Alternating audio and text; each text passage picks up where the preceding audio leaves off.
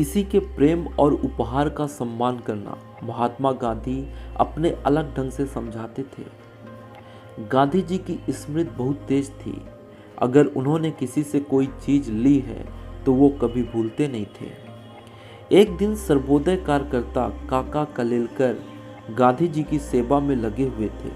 उस समय किसी अधिवेशन की तैयारी चल रही थी। काका कलेलकर ने देखा कि गांधी जी कुछ परेशान थे। वो अपने आसपास छुप छुप कर कुछ ढूंढ रहे थे।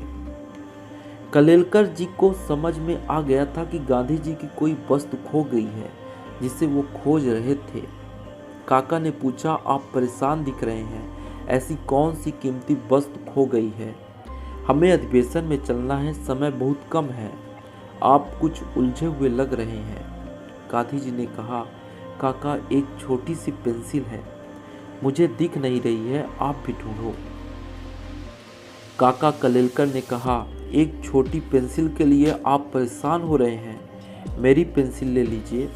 उन्होंने अपनी पेंसिल दी जो कि बड़ी भी थी, लेकिन गांधी जी तो अड़ गए और बोले, मुझे वही पेंसिल चाहिए।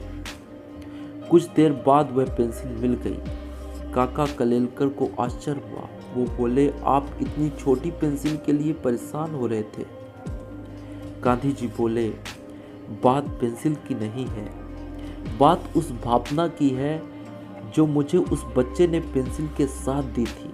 मेरी यात्रा में एक बच्चा मुझे दक्षिण में मिला था और उसने मुझे ये पेंसिल दी थी। जब भी मैं ये पेंसिल इस्तेमाल करता हूँ, मुझे किसी के प्रेम का प्रभाव दिखता है। कोई आपको उपहार दे तो उस वस्तु से अधिक देने वाले के भावना की कीमत होती है। इस कहानी से हमें यह सीख मिलती है कि अगर कोई हमें भेंट मिलती है तो ये ना देखे कि वह चीज़ हमारे काम की है या नहीं, देने वाले की भावनाओं और प्रेम का सम्मान करना चाहिए।